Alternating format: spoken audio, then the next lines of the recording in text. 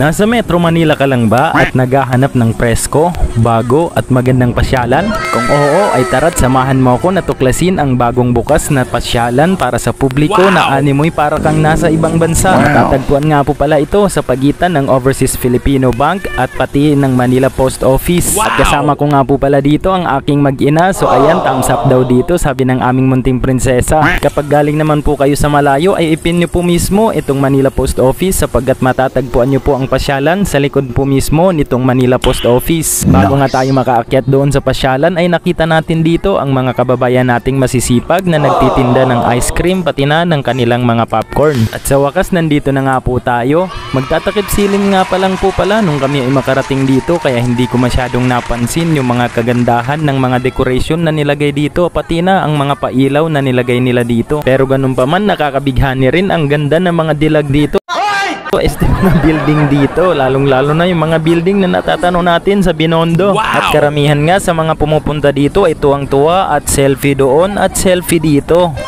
At meron nga din po pala silang fountain dito na napakaganda. Akala ko nga ay hindi yan papailawin. So nasaktuhan pa talaga ng pagbi-video natin yung pagpapailaw nila kasi nga dumidilim na dito. Kaya pinaandar na nila yung ilaw ng tubig dito. At ayan, kahit na magdidilim na ay tuloy-tuloy pa rin ang pagdami ng mga bumibisita dito. At habang nagbi-video nga tayo ay napansin ko na yan pala yung building mismo ng Manila Post Office. At ayan yung mga nanay at ate natin na enjoy sa sarap ng simoy ng hangin dito. Yung mag-ina ko naman ay tuwang-tuwa din sa panonood ng napakagandang fountain nila rito. Muntikan nga pala silang mabasa dyan dahil sa mahangin talaga rito at biglang tumalsik yung tubig nung tinamaan ng hangin.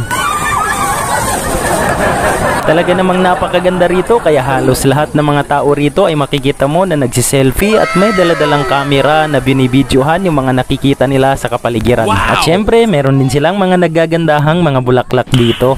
Nice.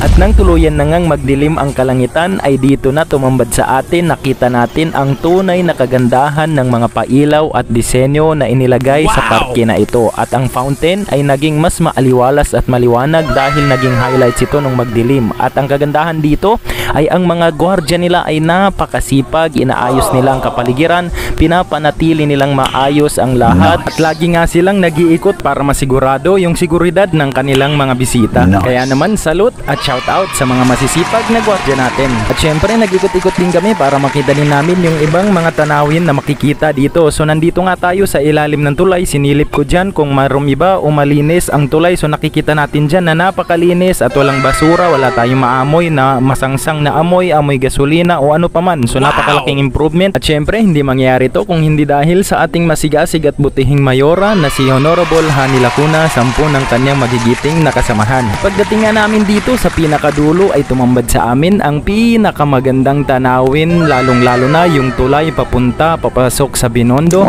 kasama yung mga ilaw na nagre-reflect sa tubig sa ilog ng Pasig River at kasama na rin dyan yung mga naggagandahang building, nagtataas ang mga building at dito matatanaw natin ang Binondo Intramuros Bridge. Andun lang sa unahan, nakikita natin, natatanaw natin dito. Sa mga bikers nga po natin dyan ay welcome na welcome po kayo dito, basta't mag-ingat lamang po kayo na makasagi kayo ng mga tao dahil imbis na kasiyahan ng kunin nyo rito ay baka mag-uwi kayo nakalungkutan ang dala ninyo.